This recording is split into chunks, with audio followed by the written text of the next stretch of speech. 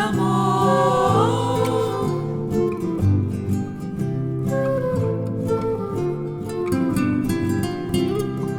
Anália Franco é um dos nomes mais respeitados na educação do Brasil. Ela foi pioneira na educação na virada do século. Anália Franco foi pioneira, foi uma mulher muito além do seu tempo, sempre trazendo o novo, sempre trazendo um olhar diferenciado.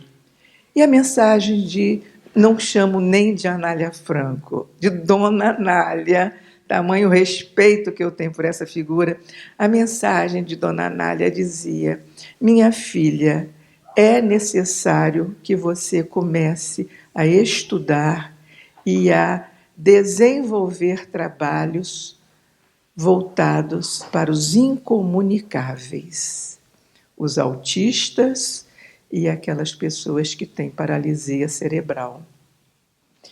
E talvez me imaginando o meu susto, porque era absolutamente diferente de tudo que eu fazia. Meu conhecimento de autismo naquele momento era muito pequeno. E ela diz: vamos ajudar na sua rotina para que você consiga dar conta desse pedido. E eu ainda não fiz nada no Brasil sobre esse tema, nada.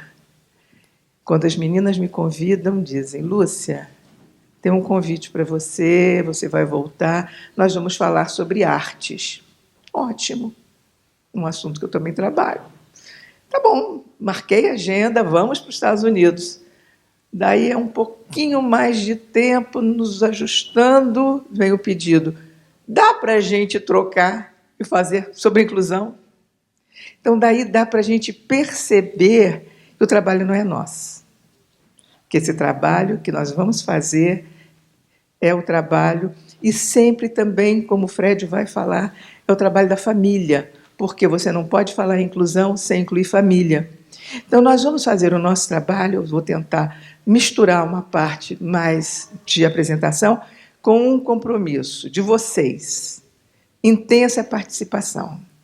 Não vamos deixar nenhum momento para pergunta no final. Por quê? Eu gostaria que tudo... A gente tem tempo. Nós fizemos uma exposição pequena para dar tempo. Então, como é que nós vamos desenvolver o trabalho?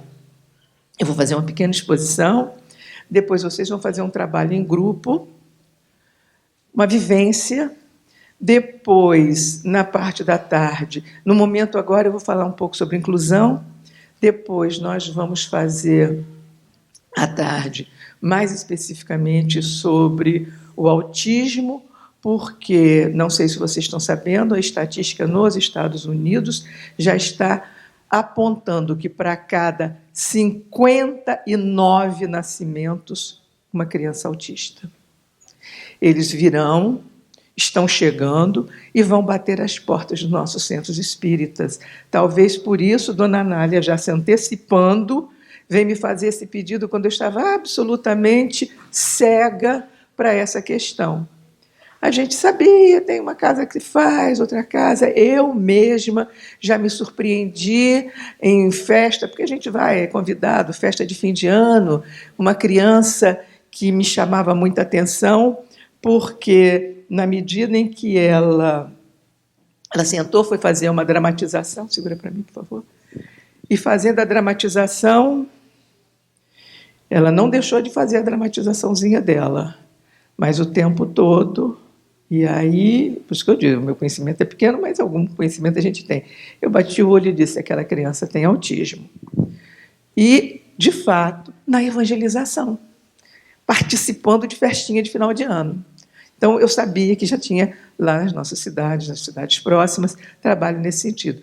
Mas estou trazendo esse depoimento para a gente perceber que é a hora da gente trabalhar a inclusão na casa espírita. Aí vocês vão me dizer: mas então você só vai trabalhar autismo? Sim. Por quê? Claro que a gente vai também receber crianças com outro tipo de deficiência, mas a proporção de criança com cegueira, de criança com surdez, a criança com paraplegia, vai ser muito menor do que estará chegando batendo as nossas portas, as crianças com autismo.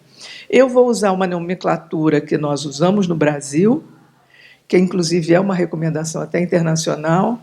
Às vezes eu ainda me traio falando o autista, mas não é o correto, né? Porque se eu lido com alguém que tem câncer, eu jamais vou dizer aquela minha prima cancerosa, certo? Então ela tem. Da mesma forma que uma criança está numa condição, um adulto está numa condição que é ter o autismo, né? Ser uma criança com autismo, uma pessoa com autismo. E a mesma coisa com as deficiências. No final, nós ainda vamos fazer mais algum tipo de trabalhinho prático com vocês para fixar isso. E na manhã de tarde, então, a gente volta para falar pura e simplesmente do autismo, ok? Então, nós já vamos começar. E, como vocês viram, né, o nosso trabalho é vendo através dos olhos de Jesus. E é por aí que a gente começa. O nosso trabalho, como eu já mostrei, que vem pela espiritualidade, né, nós aqui somos apenas os executores daquilo que eles nos mandam, e toda a nossa inspiração, tudo aquilo que a gente faz, é em função do Evangelho de Jesus. E olhar com o olhar de Jesus é ver como ele via. Jesus foi absolutamente inclusivo, em todos os sentidos.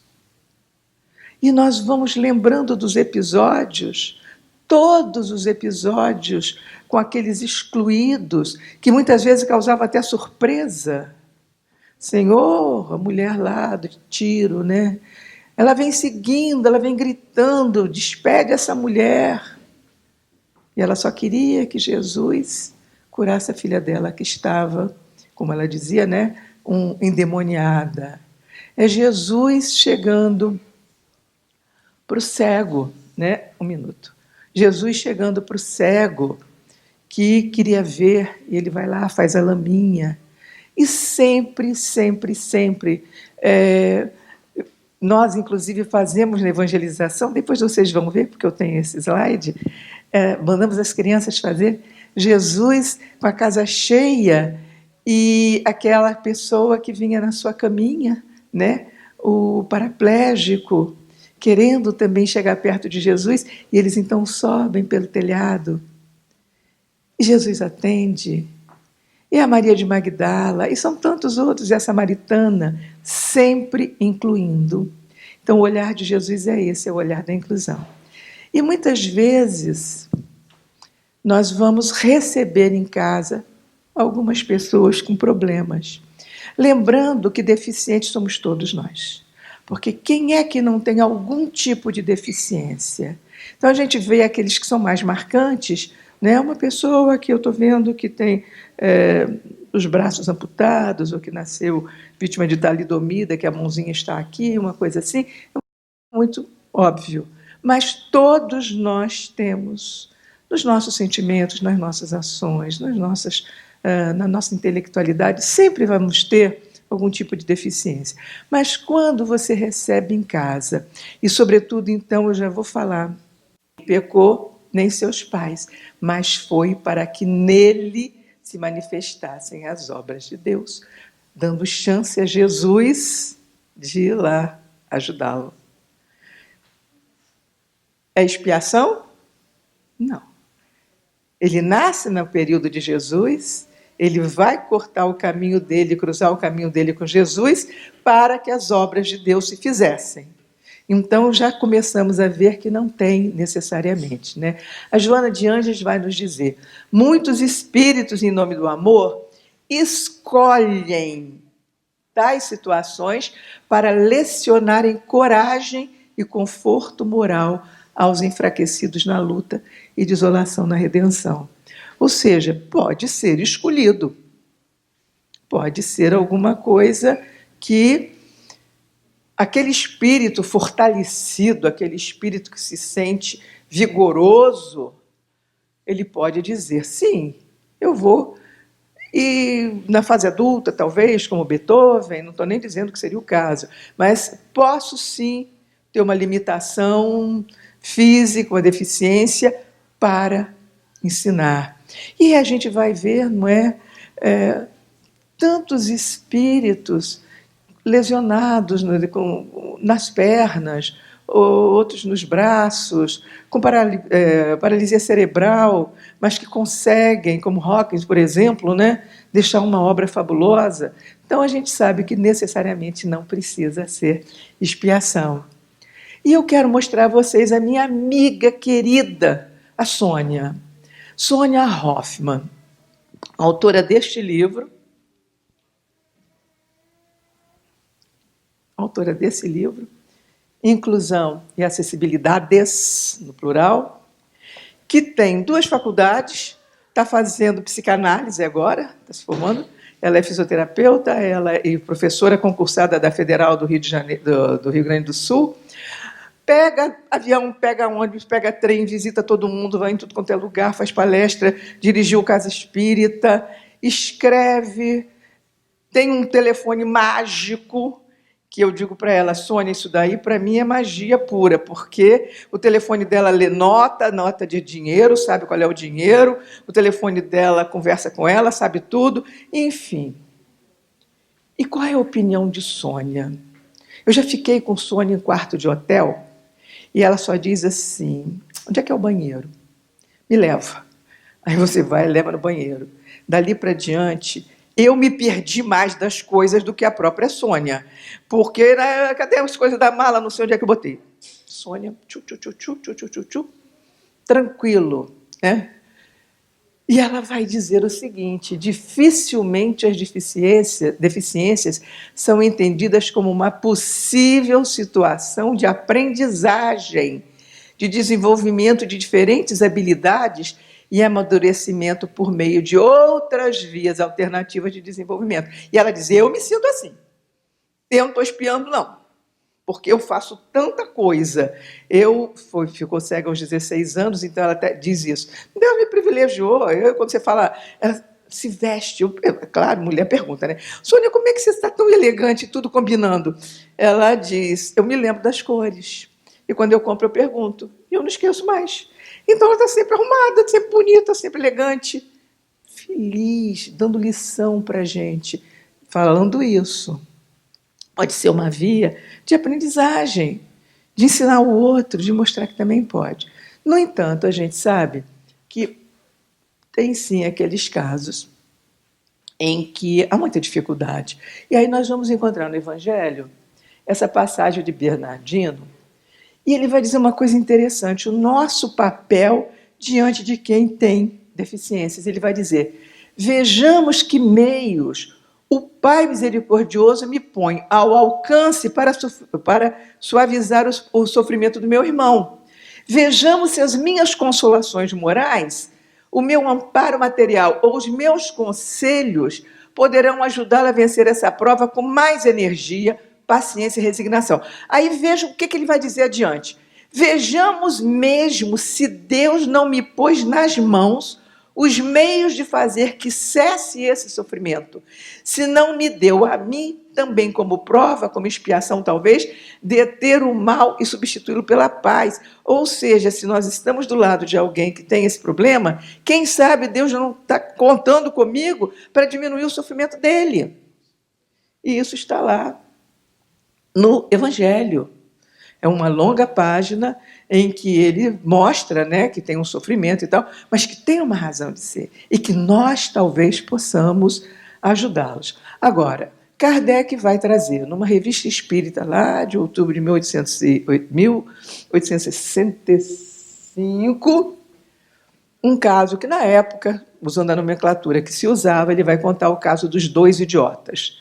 O que é o caso dos 2 idiotas? Que seria o caso de 2 crianças com deficiência mental grave, muito grave. Ele vai dizer o seguinte, existia no interior da França um casal que teve 2 filhos, que todos 2 nasceram sadios, absolutamente sadios, e que os 2, cada um numa época, não eram gêmeos, cada um numa época, por volta de 2 anos de idade, tiveram uma pequena doença e, dali para diante, o desenvolvimento parou e eles regrediram. Ele disse que um deles não tinha sequer aparência humana. Está em Kardec. E ele, então, conjetura, né? O que é isso, por que essa família recebeu, se isso não seria uma expiação. Ele considera, sim, expiação.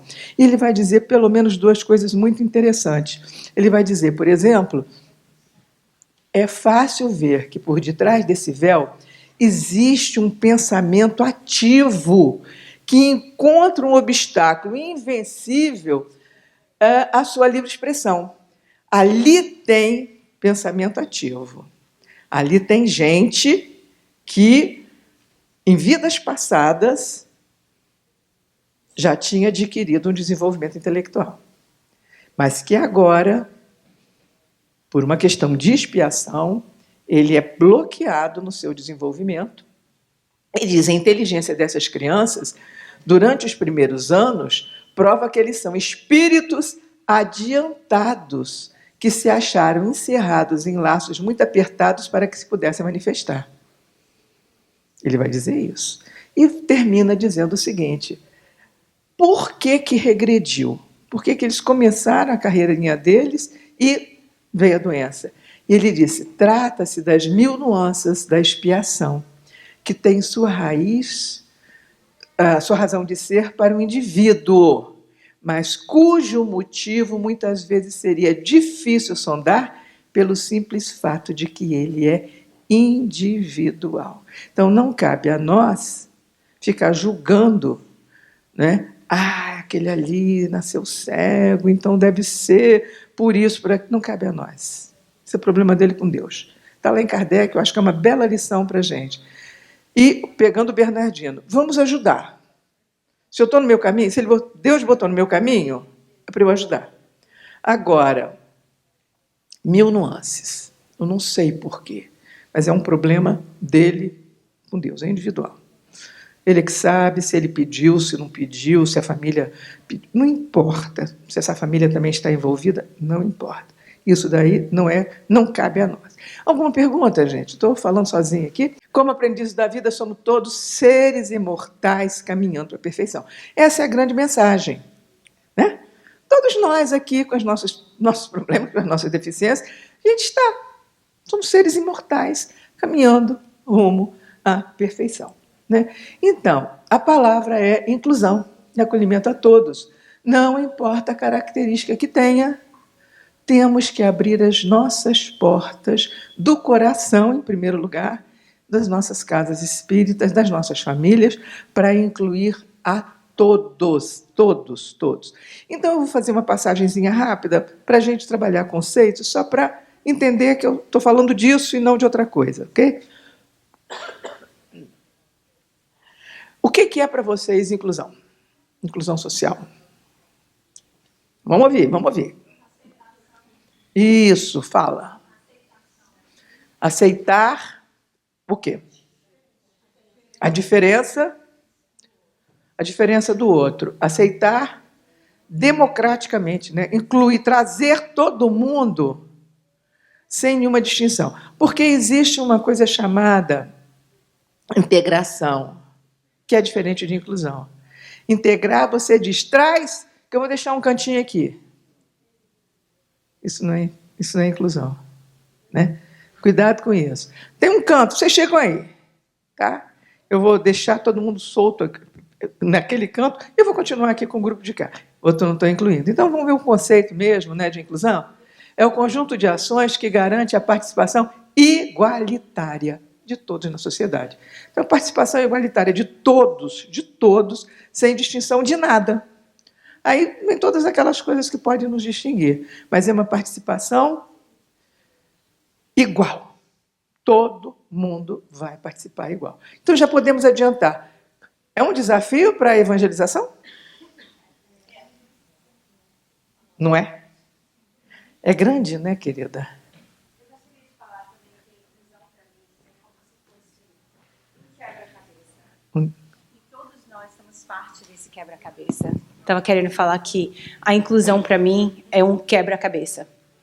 E todos nós somos parte desse quebra-cabeça. Então, cada pecinha é muito importante. E não tem como deixar essa pecinha do lado, porque o quebra-cabeça vai estar alguma coisa faltando. Então, é muito importante a gente saber que todos nós somos especiais. E mesmo que talvez um fica na ponta, um fica no meio, mas se todas as peças não estiverem lá, nesse quebra-cabeça, não está completo. Eu só queria falar isso. Daí, inclusive, a nossa preocupação de trazer o fone para quem que não conhece o português. Nós estávamos preocupados em deixar um lugar aqui na frente para quem tiver algum tipo de limitação visual, né? Se nós estivéssemos lá no Rio, nós estamos já, por conta de Sônia, que Sônia dirigiu o departamento de acessibilidade, as nossas atividades praticamente todas têm libras. E para aquele que tem a cegueira e a surdez, ainda tem alguém que faz nas mãos, como a Helen Keller fazia. Exatamente daquele jeitinho, faz. Por quê? É a forma de trazer todos com todas com as suas famílias, com todos os seus problemas, não é isso? Então, vamos começar definindo, né? O que seria, então, pessoa com deficiência? É algum impedimento a longo prazo. Isso que vai caracterizar. Porque se eu hoje estou com meu braço quebrado, não inclui, né? Porque daqui a pouco eu boto um gesso, vai passar. Eu mesma não me considero ainda com limitação, não sei se sabem, mas eu estou aqui com uma bela joelheira, que vem daqui aqui.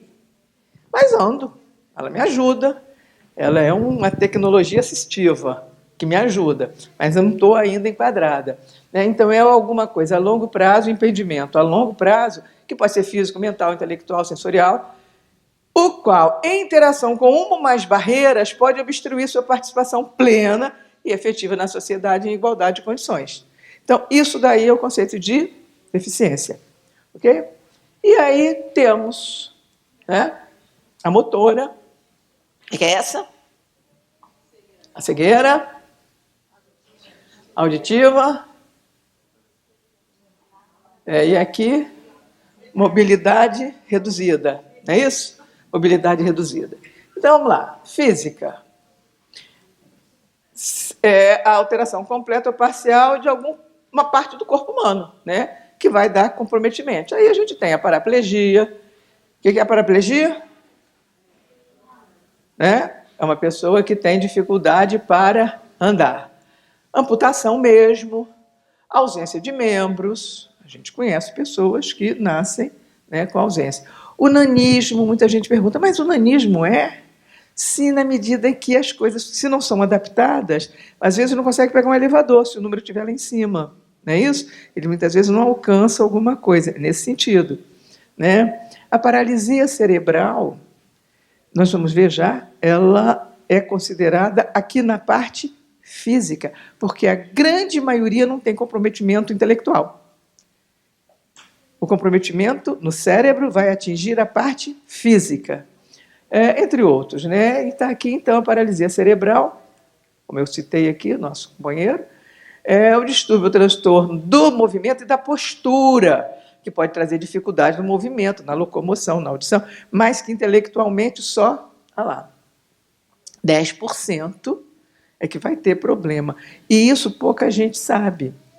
Então, acha que o paralisado cerebral não pode ir para a casa espírita, ele não vai aprender. Não, nós temos no Brasil, né, nós tínhamos o Jerônimo Mendonça.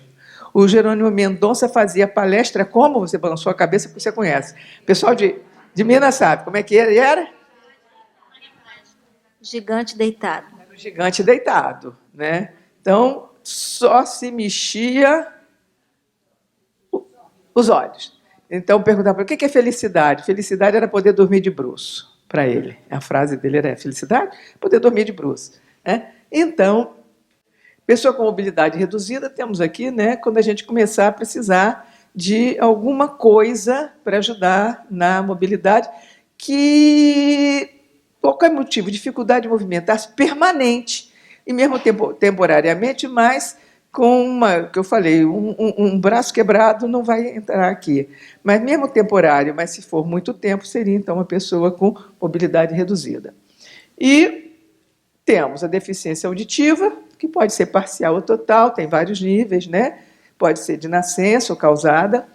Temos a visual, que tem a pessoa cega e a de baixa visão, né? E aí eu vou querer agora que vocês, considerando isso, né, pessoa com cegueira, né, a Sônia se diz cega e ela diz, no Brasil, a nomenclatura é cego mesmo e mudo e surdo. Inclusive tem a comunidade surda, eles se chamam de surdos. Então, daí a gente falar mesmo, né? O surdo e o cego. Porque tem se você fala só que é deficiente visual, você não discrimina, porque ele pode ser só de baixa visão. Então, vamos ao seguinte, todo mundo está com um parceiro do lado aí? Eu quero de 2 a 2. Se não der, tem que botar de... vai ter que ser de 3. De 2 ou de 3, mas eu preferia de 2. Todo mundo com parceiro? Todo mundo com parceiro? Tá. Vocês vão combinar aí quem é que é o cego, vai fechar o olho. Um de vocês aí não enxerga. Pode fechando o olho.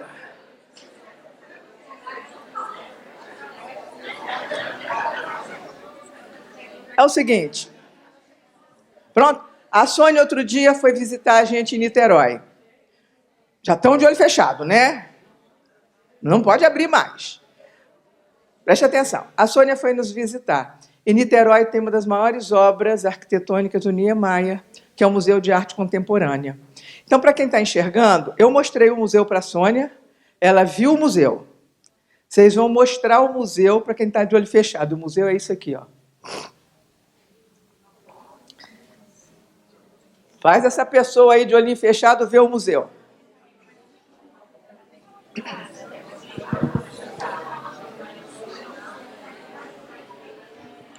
Vamos lá, pode abrir os olhos. Será que o que foi feito conferiu? Você viu? Todo mundo viu? Viu? Eu vou contar como é que eu fiz com Sônia, tá? Vem cá, Sônia.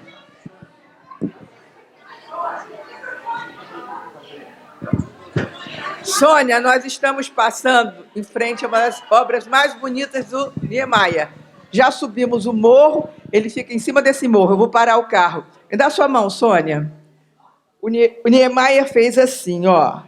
Ele construiu um pilar e aí abriu feito uma flor e depois fechou assim, ó.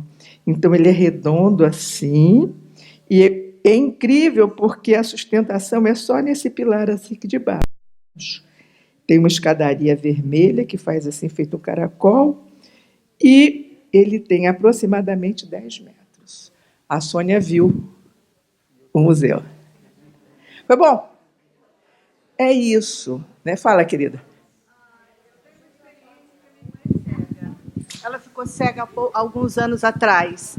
E é muito interessante porque uma das coisas que ela fala é o seguinte, quando você vê uma pessoa cega, você acha que essa pessoa não tem inteligência. E as outras pessoas começam a te ver diferente. Então, muitas das vezes, chega perto, que é para ter certeza que não está vendo, faz, né, algumas coisas assim na frente, faz palhaçada, né? Então, é uma situação para a pessoa deficiente ou cega, ou qualquer que seja, muito incômoda, porque é como se duvidasse daquilo que ela está sentindo. Então, a gente tem que ter muito cuidado com isso.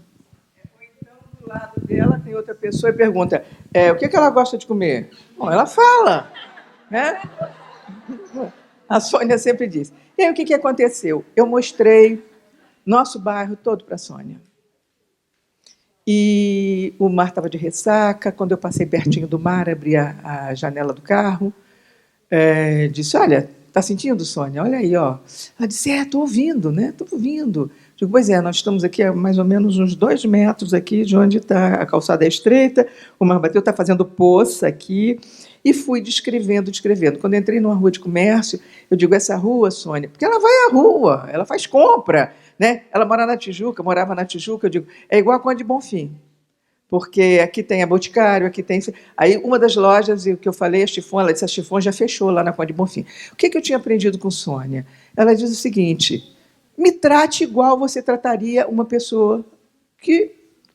No caso, né? Quando eu não mostro Niterói para todo mundo que vai à minha casa, Não conhece? Eu pego e mostro. Eu, em vez de pegar o caminho direto para minha casa, não. Eu fui lá pelo Niemeyer, mostrei a universidade, onde eu trabalhei, onde ela também trabalha em outra universidade. Né? Olha, aqui tem 4, 5 prédios da nossa universidade. Aí, mais adiante, digo, aqui é o Instituto de Engenharia, é uma casa antiga, tem um quintal, uma área grande, feito não é nem quintal, nem bonito, nem nada, né? Meio misturado.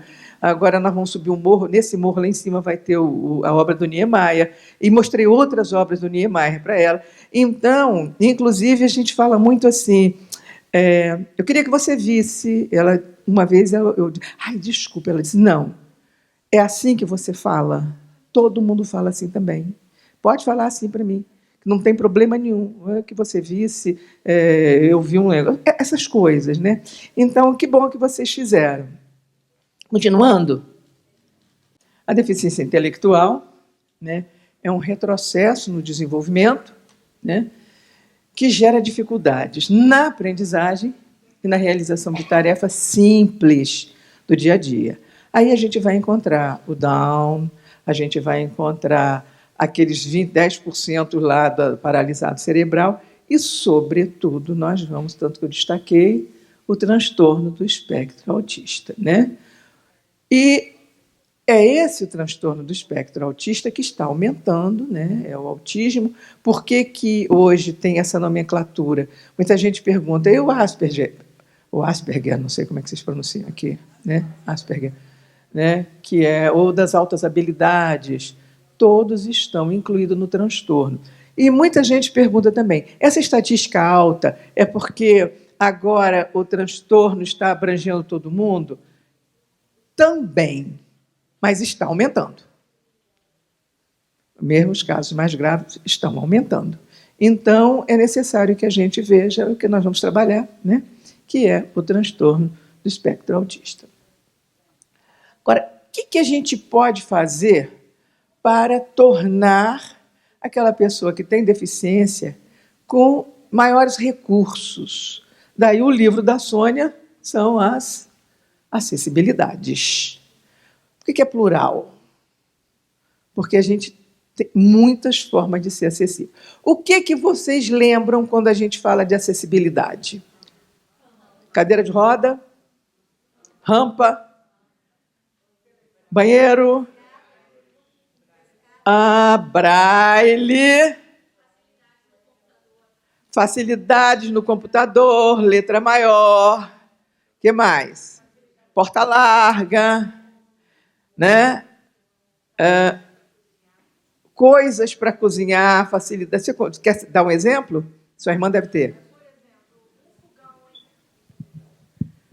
Um fogão em que a pessoa tem que acender ele na frente, ele é diferente de quando você acende aqui, ó, porque você não vai se queimar.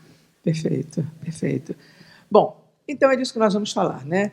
Porque não são só aquelas coisas que a gente, quando fala em acessibilidade, a gente só pensa na acessibilidade física, que o centro espírita vai ter que ter.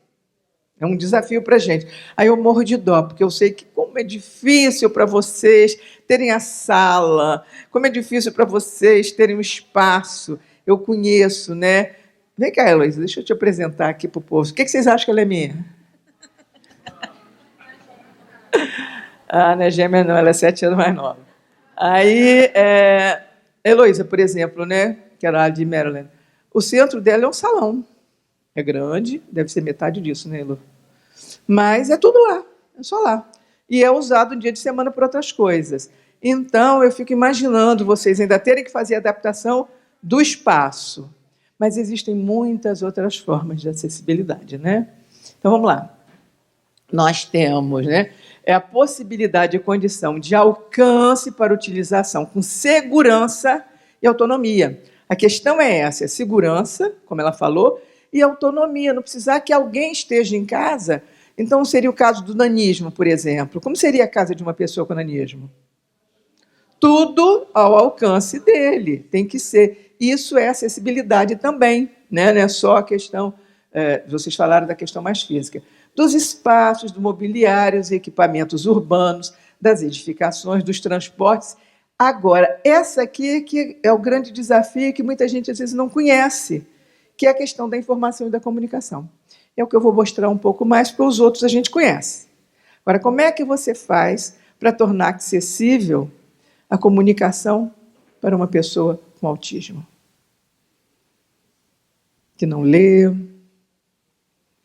porque vocês vão dizer, não, o cego ele vai fazer com braille, o outro vai fazer assim, o assado. Então, inclusive os sistemas de tecnologia, bem como outros serviços e instalações abertas a público por pessoa com deficiência ou mobilidade reduzida. Quer dizer, tudo aquilo que você faz para tornar autônomo, para tornar independente, para dar segurança àquela pessoa. Como eu falei que a Sônia tem um telefone mágico, né? O telefone da Sônia, como ela falou da tecnologia, ele lê nota de dinheiro. Ela passa a nota assim, ele diz R$50. Como é que pode? Os botões todos falam. Tudo ali é na audição. E ela é absolutamente... Ela tem página no Facebook, ela tem site, pode procurar. O projeto Pagem, que é o projeto da Jerônimo Mendonça, de acessibilidade, projeto de acessibilidade Jerônimo Mendonça, ela tem nas redes sociais, ela está nas redes sociais, ela escreve, ou seja, eu gosto de dar esse exemplo porque, do ponto de vista da informação e da comunicação, ela está realmente defendendo isso e se usando como exemplo, né? Então, queridos, nós vamos falar das tecnologias assistivas.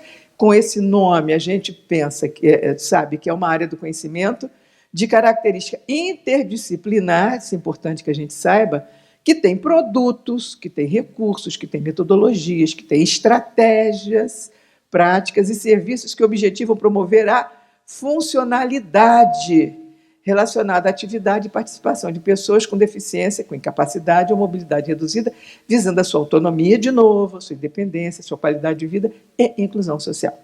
Então, por exemplo, quando a Sônia se apresenta, ela traz esse material. Eu não trouxe porque nosso foco já é outra coisa.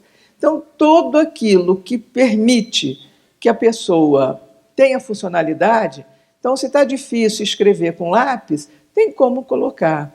Se você tem essas cadeiras de roda, por exemplo, que alcança, faz a pessoa ficar em pé, você tem formas de digitar se você tem dificuldade com a mão. Você tem aqui também, aqui com o pé. Então, existem, isso se chama tecnologia assistiva. E a gente está vendo que, dia a dia, essa é coisa nova. A gente tem que olhar isso, tem que perceber isso, que não seja limitador para uma criança que tenha uma paralisia cerebral. Ela não pode vir. Uma família que queira, alguém que queira participar do centro, né? Então, a gente, por exemplo, vocês hoje prepararam aquela série de atividades para as crianças que estão ali. Se tivesse alguma delas com paralisia cerebral, por exemplo, alguma limitação, nós teríamos que ter essas coisinhas aqui, de enroscar na mão e tal, que facilitaria. E ele não ficaria lá no canto. Ele não pode, se ele não faz, eu vou dar outra coisa para ele. Percebe a diferença? Eu tenho que bolar um jeito dele vir também participar aqui. Para a audição, nós temos a parte mais que é relacionada a médico, né? Existe o vocalizador, que a pessoa coloca lá, vai colocando, vai mostrando pelas imagens aquilo que ela quer, né? Nós temos, eu vou falar disso aqui, os símbolos de comunicação pictórica, né?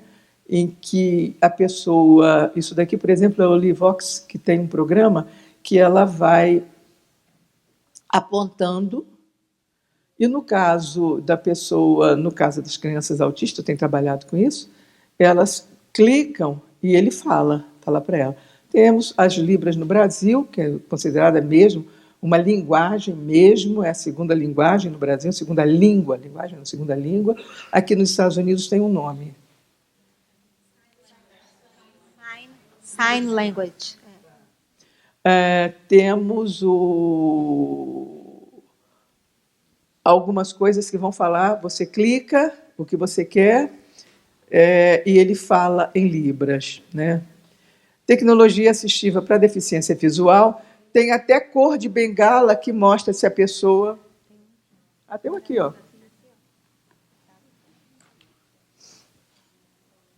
Então, esse é o Levox?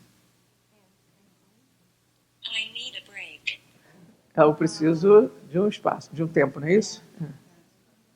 Então,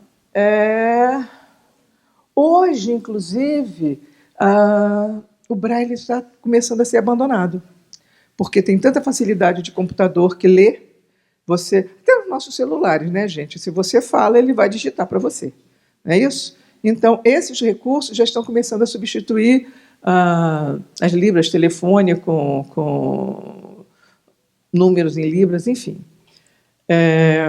Tecnologias assistíveis para as pessoas com TEA. Então, aqui eu vou explicar um pouco mais amanhã, mas só lembrando que tem tanto as pranchas que ele se comunica com os outros, como os outros se comunicam com ele. São duas coisas diferentes, então ele é preparado para trabalhar individualmente as suas necessidades, usando uma prancha que ele constrói, nós vamos mostrar mais adiante, ou então você pode determinar para ele coisas que eles vão fazer, apontando ali esse tipo de prancha, né? Então, agora é o seguinte, nós temos um tempinho, e nós vamos fazer uma atividade que eu vou pedir às meninas aqui que vão me ajudar, a Tininha, a Nádia. É o seguinte, nós vamos formar grupos de 8 pessoas, 7 grupos, né? Ajuda a formar os grupos.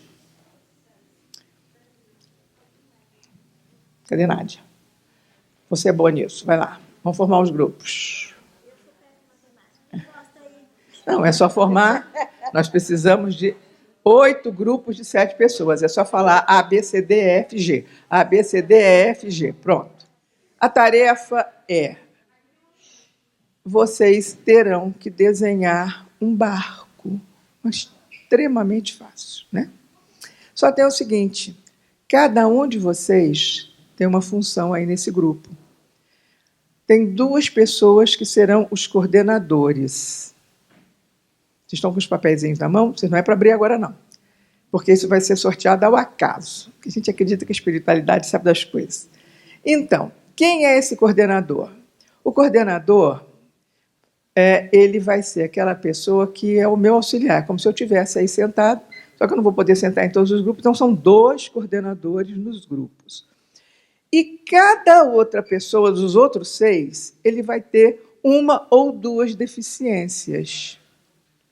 Então, vai ter gente cego, vai ter gente sem braço, vai ter gente que está mudo, vai ter gente que não tem braço nem perna, mas todo mundo vai ter que dar um traço para fazer o barco e passar adiante. Pega ao traço, passa adiante. Qualquer dúvida, o coordenador que vai resolver. Lúcia, pode ajudar? Não sei. É tarefa do coordenador. Agora, o que esse coordenador tem que fazer? Ele são meus olhos.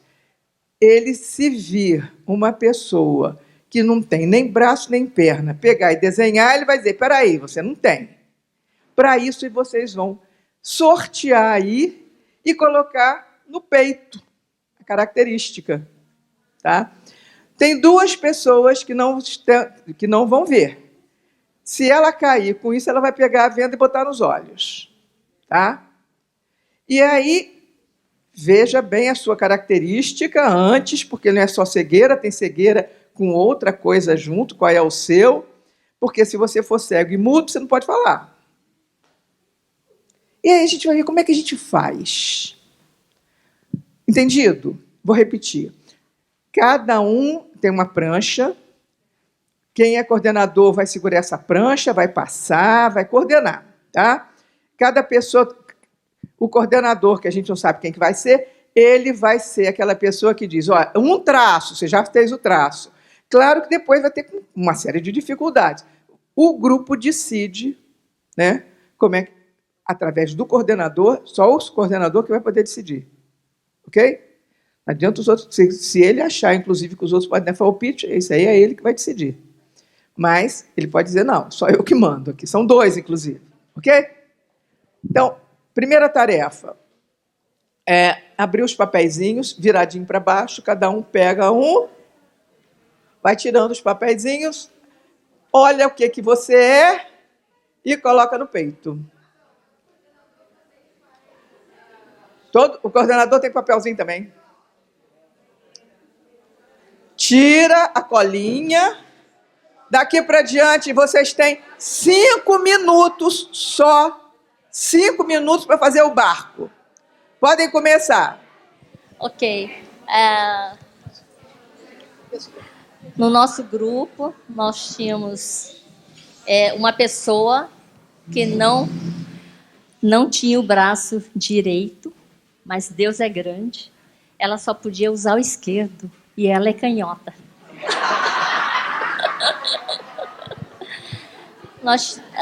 Uma muda. Querida, todos eram iguais. Só? Todos os grupos tinham as mesmas características. As mesmas características, ok. Então, o que nós fizemos? Começamos pela pessoa que é muda, porque ela ouvia, ela poderia escrever. A segunda foi a canhota. E depois foi o cego, que foi guiado. Mudo.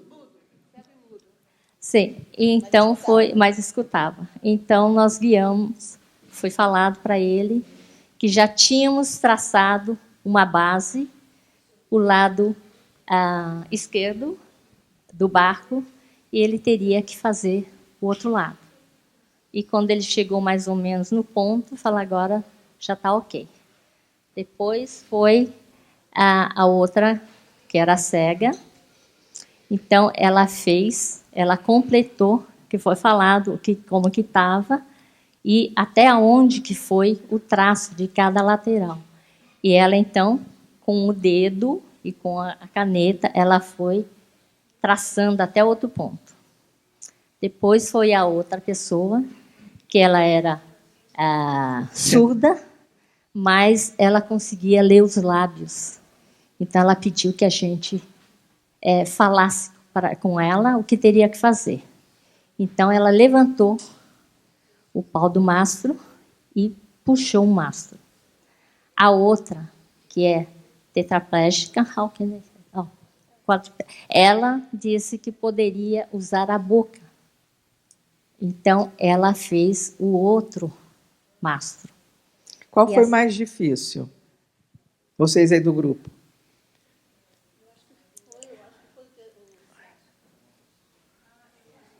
Eu acho que foi o quadriplégico. Mais difícil, Você fez com a boca? Todos funcionaram muito bem? Sim. Vamos mostrar bem alto aí a produção? Muito bom. Muito obrigada. Muito obrigada. Qual é o outro grupo que quer se apresentar? Eu sou muito liberal. Eu nunca vou dizer esse ou aquele. Comecei por ali porque a gente tinha que começar com alguém. Mas agora é liberal mesmo.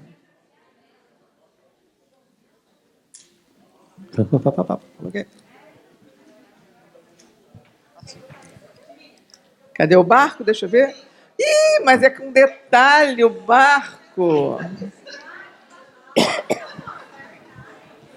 Bem, o nosso grupo, eu acho que, para não prolongar a forma como a gente fez, eu acho que o mais difícil foi, nós éramos as coordenadoras, entender o grupo. O que tinha ali? A gente lia? Não. Tá. Agora, eu acho que... E aí todo mundo, e acho que até... Seu nome, desculpa. A Mônica falou assim, o coordenador tem que dizer como vai ter que ser feito. E a gente estava meio perdido. E aí eu acho que essa é a grande aprendizado da tarefa, é quando a gente fala assim, vamos fazer dessa forma e todo mundo vai contribuir da forma que pode, e não da forma como a gente quer. Então, e a gente não fez a ordem. Depois eu fiquei escutando ela falar, a gente não fez uma ordem, a gente foi na ordem. E aí foi desenhando em conjunto. Acho que o mais difícil... Vão. Faz para aqui, faz para ali. Sim. Uhum, sim. Eu disse que isso é livre, Nós porque não- vocês também podiam dizer o seguinte: não vou falar nada. Ah, tá, não, mas nós, Claro, nós veja, preferimos a gente opinar. deixa realmente, porque tem grupo, tem características de lideranças que dizem isso, né? Não, agora é a tarefa de vocês. E a gente respeita, porque é a característica de cada um. Então, por isso é que não tinha ordem para a liderança, para a coordenação. As minhas deficiências eram cegueira e mudez, e eu me senti muito confortável no meu grupo. Me senti incluída, né? Eu fiz o primeiro traço, que acho que seria mais fácil para mim do que entender os outros, né, pegar o barco pelo meio do caminho. Então eu fiz o primeiro traço, mas depois ainda me deram a oportunidade de fazer algo mais. Aí eu fiz uma gaivotazinha no céu. E eles me falaram onde é que estava. Ah, que ótimo. E me apontaram onde estava disponível. Então eu me senti muito incluída no grupo. Isso. Confortável. Aliás, eu queria fazer uma pergunta no grupo anterior, que eu vi que tinham, pelo menos, eu acho que uma ou duas pessoas que não falavam o português. Você se sentiu incluída? Our group, we had one, right? Sentiram? Não estava tendo tradução e vocês se sentiram incluídos. Included. Thank you. In English? Ah, ok. Muito bem. Very well.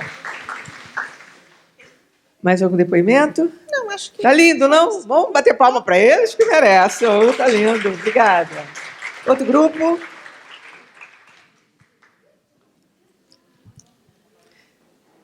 Depois eu vou perguntar, mas eu acho que não vai ser necessário, não. Vamos lá, depois eu vou fazer uma pergunta. Vou perguntar agora.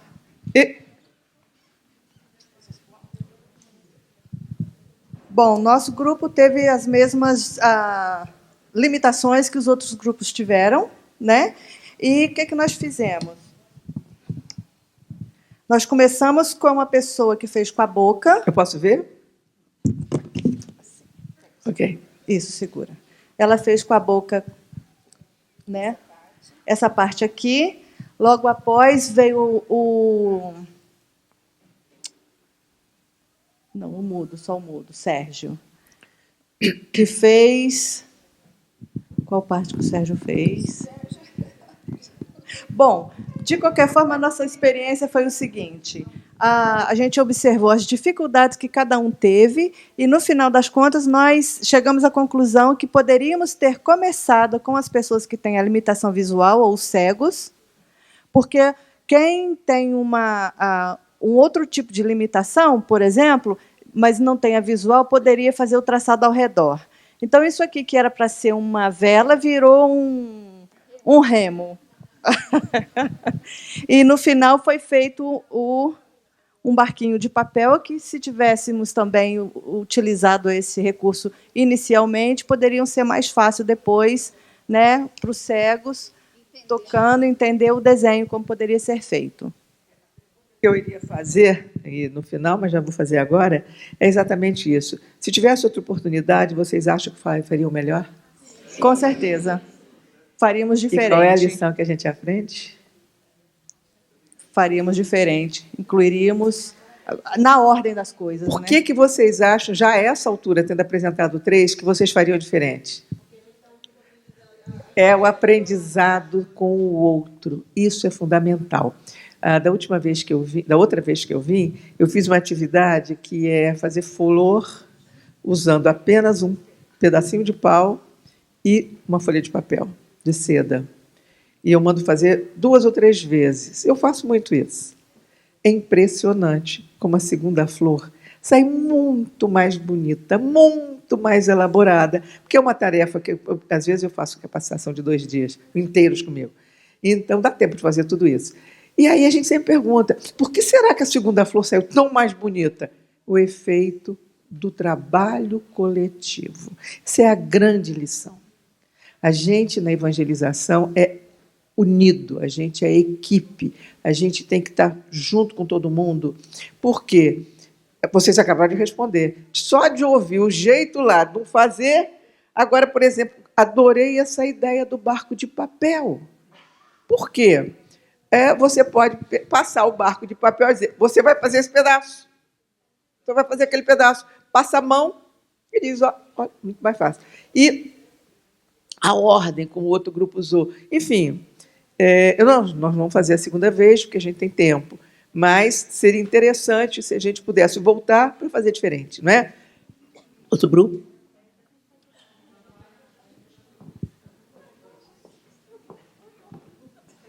Vamos lá? A outra elaboradão lá. Boa tarde. Bem, como a proposta aqui é a inclusão, né? Então, eu e a Dani fomos as coordenadoras do trabalho.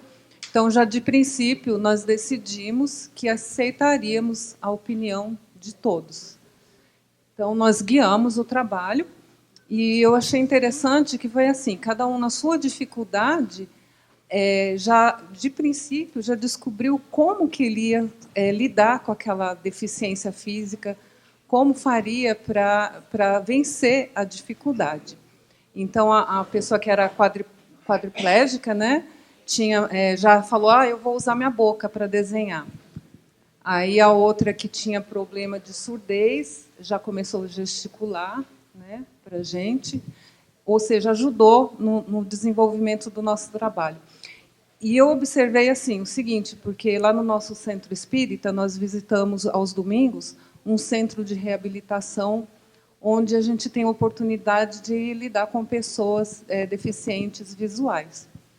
E eu notei, assim, de princípio, que eles realmente desenvolvem a habilidade da audição muito, tanto que, quando você se apresenta, é importante você dizer seu nome para a pessoa, porque quando você sai dali, não importa quanto tempo você vai demorar para retornar, essa pessoa sabe que é você. Quando você volta, você fala, oi, tudo bem, bom dia, boa tarde. Ela fala, e a memória também, parece que desenvolve a memória muito mais. A pessoa te chama pelo nome, ela lembra o que você conversou com ela, né? E eu achei interessante com a nossa capacidade tão rápida de se desenvolver, porque a pessoa no nosso grupo aqui que tinha problema de mudez, né, e deficiência visual, ela conseguiu, intuiu, quando foi fazer a janela aqui do barco, ela intuiu, ela falou, posso fazer redondo? Aí nós falamos que sim. Aí ela fez, isso aqui foi ela que fez com deficiência visual. E vocês podem notar que o tamanho, né, é parecido com os outros dois que tinham a visão. Eu achei isso muito assim interessante. E aí depois eles começaram a dar ideias. Aí a quadriplégica ela fez a vela do barco usando a boca, né? Aí depois ela falou, posso fazer o peixinho? Olha, que peixinho! Aí ela fez um peixinho, falou, vou fazer outro, e fez outro peixinho. Logo com a maior dificuldade, né? Quem foi, hein? Opa! Legal. E também a gente tentou, a gente pediu opinião, de cada um. E assim que a gente finalizou a primeira parte, a gente tinha tempo, a gente perguntou, você gostaria de colocar o seu stamp no barco, né? O que mais você quer complementar aqui? E a gente usou basicamente o tato para ajudar cada um deles, né? Vamos começar nesse ponto e aí você vai de acordo. E a gente foi falando, para aí. Então, então foi tentando guiar, né? Para ajudar. Então, veja, qual a lição que a gente aprende para a evangelização? E não é só para evangelização, para qualquer tarefa na casa espírita, né? Qual foi o papel de vocês, coordenadores, e o papel do grupo em relação à dificuldade do outro? Qual é o nosso papel? Aí eu estou perguntando para todo mundo. Qual é o nosso papel em relação à dificuldade do outro para a gente incluir? Compreender, ajudar, oferecer ajuda, perguntar em que pode ajudar, em que pode fazer. Né?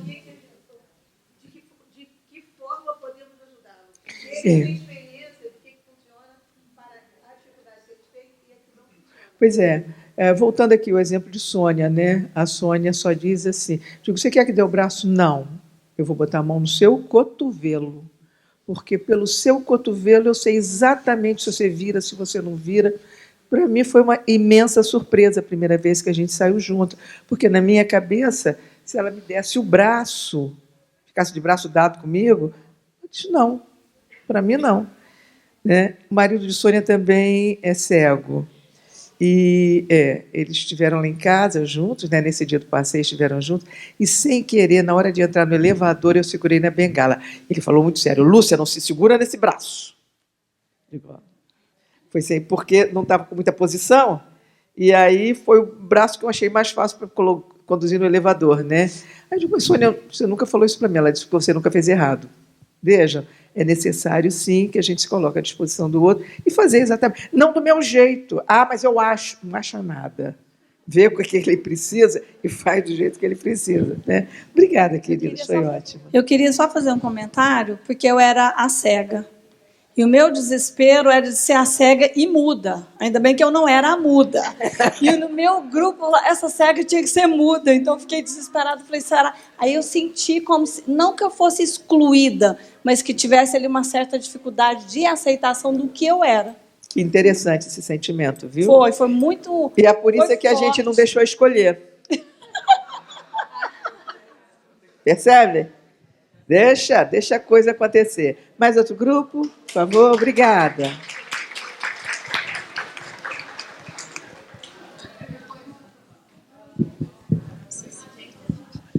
Oi. Então, o nosso grupo... bom, nós como coordenadoras aqui... bom, eu achei que foi um pouquinho desafiador. Primeiro, eu fiquei um pouquinho ansiosa, porque eu queria ter certeza que a gente ia conseguir terminar, né, o nosso projeto. O nosso projeto foi super simples. E o que eu senti é que a gente não sabia... a gente não sabia como se comunicar com as pessoas com as dificuldades. E gerou um pouquinho de ansiedade. Foi ótimo isso ter acontecido. Percebem? Não sabia como é que ia se comunicar com as pessoas que tinham dificuldades. Isso acontece. Uhum. É desafiador demais, ainda mais que eram muitos, né? Eram 6 com problemas. Sim. Então, isso acontece. Sim, mas nós tentamos incluir todos da melhor maneira que nós podíamos, né? Dentro do nosso... dentro do tempo que nós tínhamos, né, para o projeto. E eu acredito que nós conseguimos incluir todo mundo e nós aceitamos sugestões, fomos flexíveis. E a participação. Né? E depois, mesmo as pessoas que tinham suas dificuldades, eles foram dando opinião, foram ajudando o outro. Muito bom. Né? Muito então, bom. Nós tivemos... Acho que uma dificuldade grande que a gente teve foi de entender a pessoa que era surda. Porque a gente não tinha... ela tinha o visual, mas a gente não estava achando o meio de comunicar. Ela estava vendo a gente desenhar e, tá bom, e aí, o que eu vou fazer? Né? Ah, entendi. Então, aí, teve uma pessoa que falou assim, vamos escrever, porque ela pode ler, né? E aí, escrevemos, ótimo. Ela entendeu na hora. Muito bom mesmo, tá bom. Excelente. E acredito que a próxima vez a gente vai fazer muito melhor. E vai ter janelas, vai ter gaivotas, vai ter nuvens, peixinho, vai ter tudo. Valeu. Ótimo. Próximo grupo, acho que já é o último, né? É o último ou penúltimo? Faltam 2 aí? Vamos lá? Hã? Isso aí pode deixar em qualquer lugar. Vamos lá? Se você quiser falar em inglês, pode falar em inglês. Ok?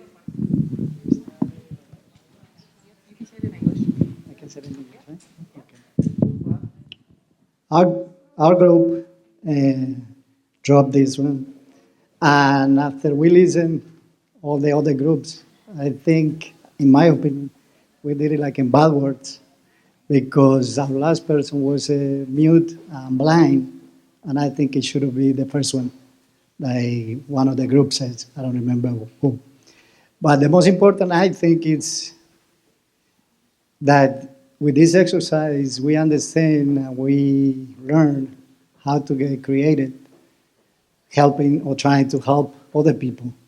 Something that, sometimes in our daily lives we don't realize, or when we see people with other needs, and we don't stop thinking how to help them, or at least we don't do like an effort. Are you speaking in English?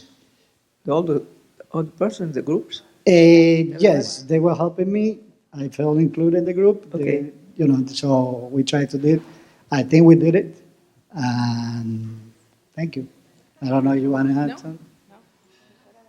I learned a lot from this exercise. Let me see. I can't. We didn't. Okay, thank you. It was very hard to do. Very hard, yes. Thank you. Thank you. Que bom. Okay? The last one? I think so. Vocês Oi. fizeram uma canoazinha legal. A gente é muito humilde, então a gente preferiu fazer uma canoa, entendeu? É uma coisa assim mais espírita. Graças a Deus a gente não tinha nenhum quadriplégico no nosso grupo. Com as deficiências que nós tínhamos, nós já tivemos dificuldade bastante. E no meio do caminho, antes de completar a tarefa, nós percebemos que nós começamos de frente para trás, que nós devíamos ter pensado, a princípio, quais seriam os passos que nós tomaríamos, e nós falhamos muito ao não incluir os cegos. Vocês não incluíram os cegos? As pessoas cegas do nosso grupo se sentiram deixadas de lado, como se nós tivéssemos mudado o tratamento a partir do momento que elas puseram à venda. E daí nós começamos a conversar e descobrimos que para o nosso grupo falta muita ferramenta para lidar com a inclusão. Quando você diz, me desculpe, mas quando você diz, graças a Deus, no nosso grupo não teve tetraplégico. E se tivesse? Mas aí é que a questão é, quando nós percebemos que as nossas limitações para lidar com a inclusão de pessoas que, no caso, eram cegas, bloqueou. É exatamente por isso que eu disse, graças a Deus que não tinha o tetraplégico, porque nós não saberíamos como lidar com isso. Vocês seriam aquele caso dessa dinâmica que a gente perguntaria, querem fazer de novo? Com Entendeu? certeza. Era o que a gente agora gostaria de ter tempo suficiente, se quiser, inclusive, em algum momento aí, sentar de novo e fazer de novo, fique à vontade e voltem depois para apresentar, num lanchinho aí ou na hora do almoço, porque esse é o objetivo de trabalhar os nossos sentimentos. Agora vamos falar de sentimento. Cada um pensar como é que se sentiu. Então, nós já temos depoimento de 2 pessoas aí que se sentiram, de 3, que se sentiram excluídas. Não é? Pode. Eu, como uma das coordenadoras, me dei conta, eu sou muito rígida em muita coisa. Sou. Você disse no início, um traço por pessoa. Acabamos aí, o comentário aqui foi, vamos fazer de novo? Eu disse não, porque a ordem foi um traço por pessoa. Foi. Olha quanta riqueza que foi perdida pelo fato de eu ter sido rígida. Realmente você tem a que ordem tem que ter flexibilidade. Mas, por outro lado, como a gente disse, que quem sabia das regras, quem poderia fazer ou alterar seria o próprio coordenador, né? Então, é um depoimento que a gente não está realmente preparado, né? Então, emocionalmente, incomoda, no caso, o coordenador seria, eu vou ouvir todo mundo, o coordenador seria, no caso, o coordenador de um ESD, um coordenador de evangelização, o presidente de Casa Espírita, viu, Márcio? Cadê Márcio? O presidente de Casa Espírita, um dirigente, não importa.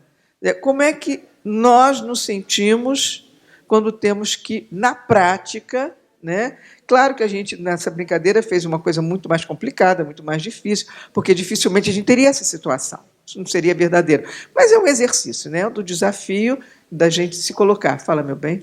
Sim, e também uma coisa que eu pensei é que a acessibilidade. Como é que a gente pode ter acesso a eles e eles a nós? Mas no mundo que estamos indo para o mundo de regeneração, eu acho que é um chamado muito grande para todos nós educadores a não só trazê-los para o nosso mundo, mas também para parar e irmos ao mundo deles, a ver o que Jesus, Deus, o nosso amado Pai Celestial, está pedindo de nós.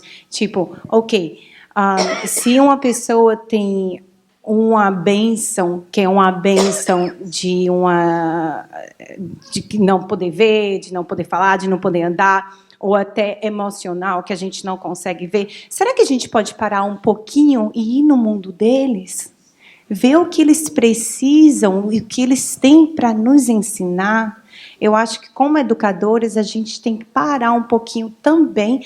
Isso que a gente fez é muito, muito, muito, muito importante. Mas também, como é que a gente pode lidar também e aprender com eles? Você viu que eu estou trazendo o tempo todo o exemplo da Sônia, que é aquela pessoa com a qual eu convivo já há alguns anos, né?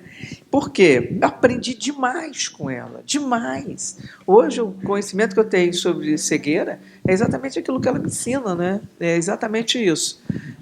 E quando a gente traz aquela história lá do Bernardino, também ele diz: por que eu não estou na vida dele para melhorar a vida dele? Não é? Por que eu não estou ali com algum papel? Ah, tá. O Márcio está pedindo para, quando alguém falar, ficar em pé para poder aparecer ali na câmera. Fala, meu bem. You can speak. Okay.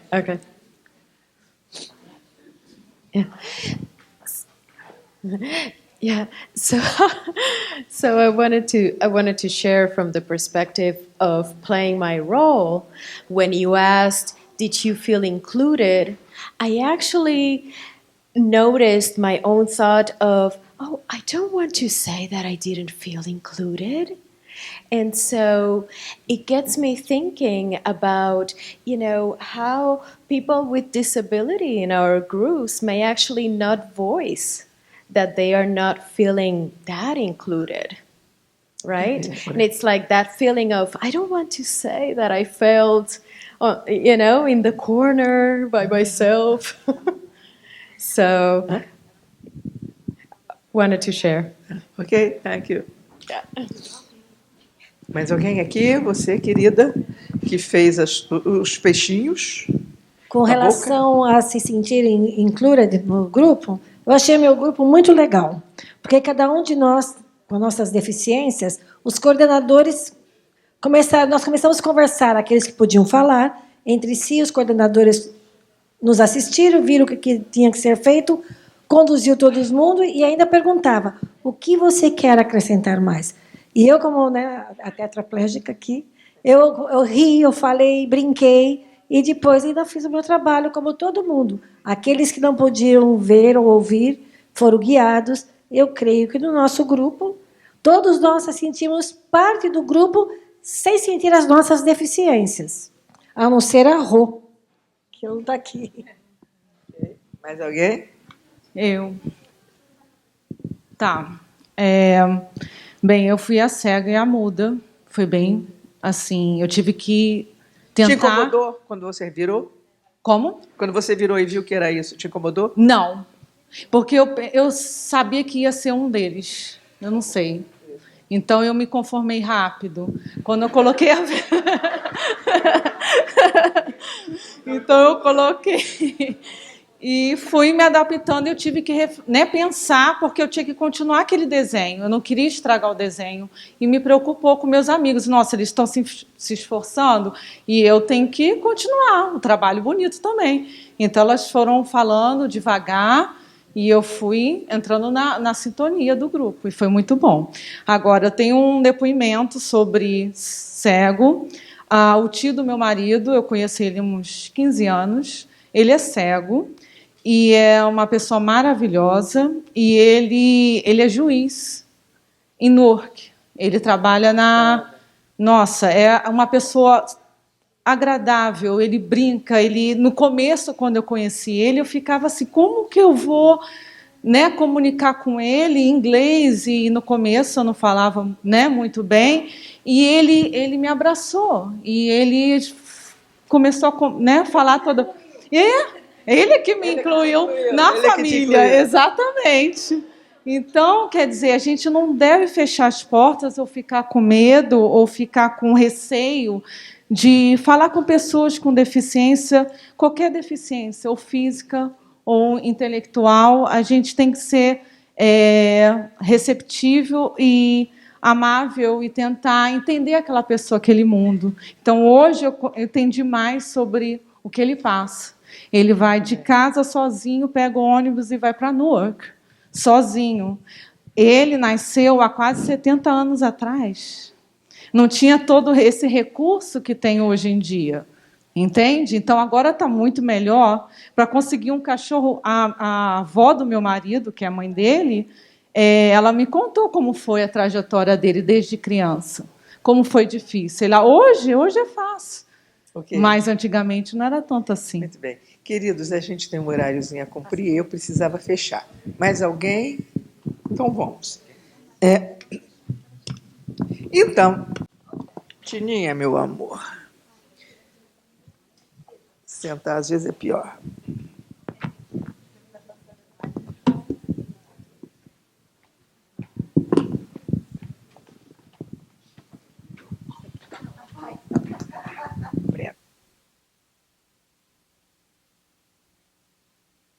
Para com isso. Então, vamos continuar? O que a gente pode fazer com inclusão para as atividades na educação espírita, né? Da criança, do coisa? Primeiro, os óbvios, né? Observar acessibilidade física, acolhimento afetuoso e empático do educando e dos pais. Então, a grande mágoa dos pais, sobretudo das crianças com autismo, é o fato da casa espírita não ceder espaço para a afetividade, para a inclusão dos pais, daquelas crianças. Vocês vão me ouvir falar de Berenice Piana. A lei no Brasil que protege os direitos do autista é de uma mulher espírita chamada Berenice Piana. E a maior dor da Berenice é não poder levar o filho para evangelização na casa espírita dela. Por que não? Porque ele é severo. O caso dele é um autismo severo, não fala, tem muitos tiques, tem toque e é absolutamente sensível a açúcar, a leite e a soja. O glúten. E aí ela diz, gente, no dia da evangelização, não coloquem, não façam isso, tentem fazer uma dieta. Não fazem. E aí ele vai e avança na comida, ela tem que pegar ele correndo, e ele fica se debatendo, porque ele quer comer aquilo que todo mundo come. Então ela diz, são coisas tão simples, mas eu sinto que não tem nenhuma empatia. Né? O que é empatia, gente? Se colocar no lugar do outro, dessa mãe. Então ela acabou saindo da casa espírita, chorando, a gente é muito amiga, então ela chora contando isso. Lúcia, imagina, né, uma mulher que batalhou num congresso para conseguir fazer a lei, junto com um grupo de mais de 15 mil mães. Porque, na verdade, as mães, alguns pais, ela diz, é mais fácil ter conseguido, em 2 anos, aprovar uma lei no Congresso Nacional Brasileiro do que fazer com que, na minha casa espírita, nas festividades, nas coisas. Então, houve, por exemplo, desculpa eu contar, né, mas é uma situação tão dolorosa que combinaram, ele não vai nunca a lugar nenhum social, nunca. E aí combinaram que no Natal iam fazer coisas que ele pudesse comer e que não levariam nada que ele não pudesse comer para ele poder se sentir integrado. Pois quando ela chega e diz que tinha aquela mesa com rabanada, com não sei o quê, e aí ela questiona, a gente tinha combinado, mas se a gente fazer Natal sem rabanada? Então, isso é o que a gente tem que aprender, né?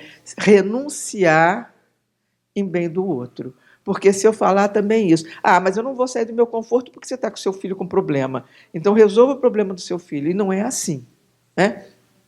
Então, acolhimento afetuoso é o abraço, se ele conseguir abraçar, se ele gostar de abraço. Para eu poder aprender um pouco mais, eu estagiei numa clínica. Estágio mesmo, igual estudante. Fui para uma clínica e fui aprender. Então, o que eu descobri? Que, apesar da gente falar que eles têm dificuldade de interação, uma clínica com crianças com autismo, alguns deles faziam assim. Eu digo, o que é isso? É para fazer cafuné. Eles adoram. Esse garotinho adorava cafuné. Não é do abraço. Não é do abraço. Toda hora ele faz assim. Eu digo, o que é? É o cafuné. Então, vejam, é isso que ele gosta? Já recebe. Querido, chegou. Pronto. É essa coisa afetuosa que a gente tem que ter, né? Preparação da turma para receber de forma amorosa a criança com necessidades especiais, atendendo para a ocorrência do bullying. Aí é fundamental. Se a gente vai evangelizar, se a gente está na casa espírita, não é para se melhorar, para se tornar uma pessoa melhor, não é para vencer as próprias dificuldades? Então, o bullying é das coisas mais normais que ocorrem. Percebem? É a caçoada que vai por trás. Uma das coisas mais comuns na criança com autismo são os flags. Então, bullying. Então, prepara a turma, porque isso faz parte da evangelização. Vocês estão aqui para ser evangelizados. Nós temos que olhar com os olhos de Jesus. Como que Jesus fez, como que Jesus fazia. Então, gente, olha, esses meninos na escola, muitas vezes eles nem conseguem ir para a escola, porque lá eles são hostilizados, eles são vítimas do bullying. Então, aqui, isso para mim é a coisa mais importante que eu estou falando desde que eu comecei. Aqui vai ser o único espaço, talvez, que ele tenha para viver de uma forma plena, acolhida. Nós temos que fazer a diferença na vida dessa criança, porque se o mundo não faz, a casa espírita tem obrigação de fazer. Nós temos que ter essa amorosidade preparando a turma. Nós vamos receber uma criança, vejam, aqui num grupinho de 8 pessoas, 2 pessoas com cegueira não se sentiram incluídas. Adultos, numa brincadeira, numa dinâmica. Agora, imagina na realidade, né? A criança com deficiência, com uma dificuldade qualquer. Então, fundamental preparar a turma para receber de forma amorosa, sempre. Uma das coisas que a gente vai sugerir, eu sugiro logo, né? Você sempre tem na turma aquela pessoa mais amorosinha. Então, já começa a fazer parcerias, né? Fulano, Rafaela, você que é tão doce, tão coisa, a menininha vai chegar, então, olha para ela, já toma conta dela, fica um pouco mais com ela, ok? Então, adaptação na medida do possível do ensino às necessidades especiais do educando, usando aquelas tecnologias assistivas que nós falamos. Na medida que você puder fazer, né, você vai usar. E a gente sabe que nem sempre é fácil, né? Se a gente estivesse no Brasil, o grande obstáculo é a questão financeira, né? Dos aparelhos, das coisas que as pessoas dificilmente têm. Mas talvez aqui seja até mais fácil, na medida do possível. Um esforço para socializar, envolvendo ele a família, todo mundo nas atividades realizadas, aquilo que eu falei das festas. Vai socializar. Eles têm muita dificuldade. Nós temos episódios contados de mães, agora recente no Rio de Janeiro, né? Uma mãe fazendo uma festinha para as crianças numa escola, de criança pequenininha, ela manda convite para todo mundo e manda um bilhetinho para a mãe, dizendo, olha, infelizmente o seu filho não está convidado porque ele tem autismo, não está convidado. Isso gerou um movimento incrível que foi parar no Fantástico, que foi parar, inclusive, com o presidente, com todo mundo dando festa para o garoto, né? E foi uma grande chamada para a inclusão. Então, pois não.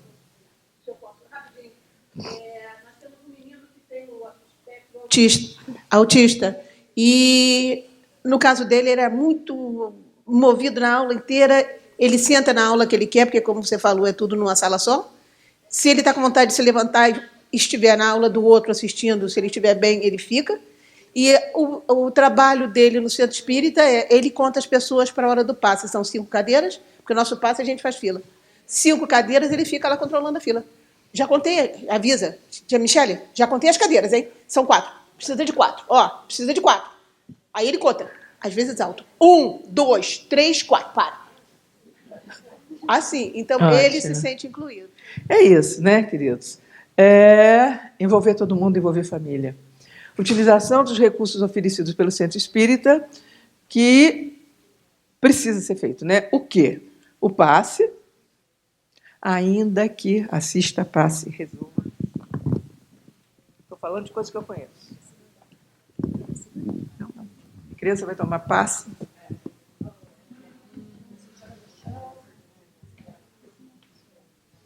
É espiritual. Tem alguém muito incomodado ali com a presença dele no centro espírita. E aí a gente faz o que pode, né? Com muito abraço, com muito carinho. Às vezes não vai dar aquele passe tradicional, mas é o seu coração. E aí, de novo, estou eu abraçando ela aqui, ó. Já fiz cafuné. Essa não, porque essa eu já fiz. Até a cafuné, ela é fofinha. Ela deixa. Isso aqui é que faz os braços aí. Não quer passe. Bom, tá bom. Lúcia. Tá bom.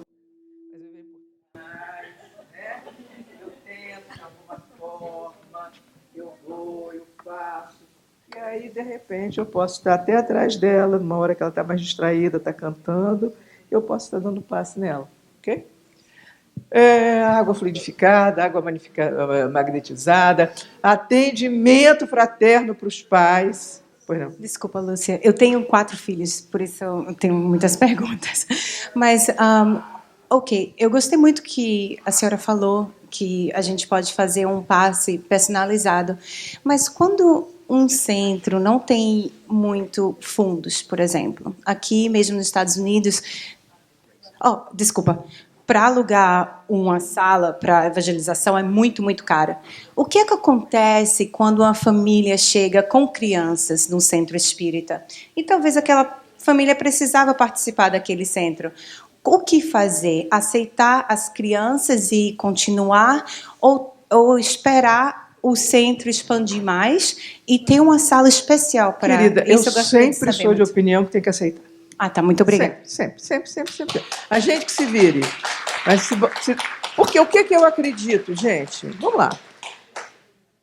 Se a gente acredita que nós temos a espiritualidade nos assistindo, se chega alguém que chega na nossa porta, a gente pode imaginar o trabalho da espiritualidade para trazer aquela família até a gente. No centro de Heloísa já chegou família islâmica. Então, atendimento fraterno, colocar nome na reunião mediúnica funciona muito, lembrar disso se tiver reunião mediúnica na casa, entre outros, né?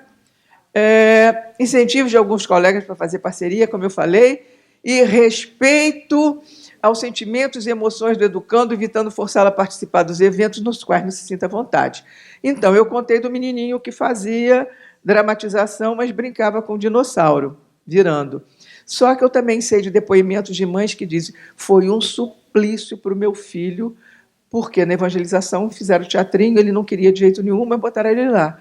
Então, aquilo ele se desorganizou muito, ficava no nervoso total, para poder, na hora do teatrinho, aparecer. Então, respeitar também. Quer, não quer, não quer. Ok? Estamos terminando. E aqui, queridos, eu queria só mostrar para vocês esse endereço para vocês olharem essa cartilha que o Ziraldo fez, que é muito interessante. O que você pode fazer para receber? Ela é muito interessante E todos nós conhecemos o Ziraldo, né? O Ziraldo ainda está vivo, teve um AVC, mas agora está se recuperando, está com 88 anos, mas ainda produz. E aquela foto ali está bem característica, né? A professora com as crianças e outrozinho lá. Isso é o que não pode. Então, aqui eu vou passar muito rápido, que eu quero só explorar mais adiante. Pode passar. Então, é a família que está imaginando, cada um diz o que vai ser, pode passando. Cada um diz o que vai ser, a mãe fica preocupada, será que vai ser bom? E vai para a escolinha. Chega lá, todo mundo junto, e aí ela descobre, ok, na minha turma tem autista. O que eu vou fazer? Uma criança com autismo, o que eu vou fazer? Então, ela diz, né, como é que eu vou fazer algum dos meus alunos, o que eu posso fazer se algum deles apresentar? E aí vem, começo observando os sinais. Eu já estou preparando para aquilo que a gente vai falar, ok? Então, ele não mantém contato visual, né? Ele não desenvolve a linguagem, ou desenvolve tardiamente. Ele tem os que a gente chama de estereotipias, que pode ser ficar se balançando, pode ser ficar rodando, ele pode ser, os flaps são muito comuns, mexe muito com as mãos, desde pequenininho, né? Olha, mexe. Tem ecolalia. O que é ecolalia? Ouviu alguém falar, no nosso grupo houve exclusão. No nosso grupo houve exclusão. No grupo houve exclusão. No grupo houve exclusão. Mas ele não está absolutamente comunicando nada, porque aquilo ficou lá no cérebro, ele repete, ecolalia, né? Entende tudo ao pé da letra. Essa semana, volta só um pouquinho, peraí. Essa semana vamos matar a sexta-feira, então é matar mesmo a sexta-feira, temos que tomar cuidado com isso. Isso tudo eu vou explicar depois, né? Se ele tem um assunto e consegue falar, ele não para de falar naquele assunto que ele gosta. Se é dinossauro, ele só vai falar de dinossauro. Se é avião, ele só vai falar de avião. E as crianças têm que saber disso, né? Brinca com os brinquedos de uma forma diferente. Então, ele pega carrinho e fica rodando a roda, é isso que ele gosta. Não brinca igual as outras crianças. Tem horror de barulho, muitas vezes, né? Não tem noção de perigo. Está ele ali perto do buraco. Tem dificuldade, aquele preto na cabeça dele, né? Quando alguém manda fazer alguma coisa que depende de imaginação, ele tem grande dificuldade, tem lá os interesses dele, se foca só naquilo que ele gosta, tem uma necessidade absoluta de rotina, tudo nós vamos falar. Mas eu gostei dessa cartilha porque eu acho que é fácil para quem está começando, tá? E aí a grande pergunta, o autismo tem cura? Tem? Né? Existem alguns programas que hoje a gente sabe. Tem o de Denver, que se começar com a criança muito precoce, ele está conseguindo sair do espectro. Tem o Sunrise, que também é outro, que também se começar muito cedo, eles dizem que tem. Mas a própria Berenice Piana, que é no Brasil uma das maiores autoridades na questão do autismo, ela diz assim, Lúcia, tem muita utopia. Tem muita coisa que os pais se enchem de esperanças e vão e não vai funcionar. Funciona com uns, não funciona com outros. Então, isso é um cuidado que a gente tem que ter no sentido de dizer, não, vai fazer lá o Denver, que o Denver vai curar. Depende se ele foi diagnosticado muito cedo ou não, se é muito leve ou não, mas é a união da escola com a família a medida mais importante para a melhoria de vida da criança com autismo. É esse braço aberto que eu tenho certeza que todos nós aqui teremos um dia. E voltando lá para os nossos slides, eu quero terminar com essa imagem, que é isso que é a minha mensagem para vocês. É essa. Essa é a minha grande mensagem, né?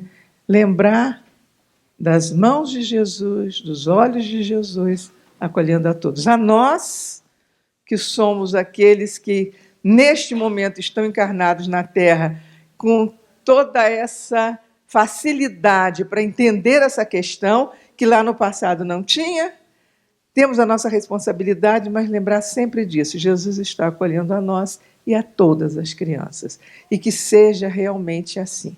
Muito obrigada, e a gente volta de tarde. Muito obrigada a todos.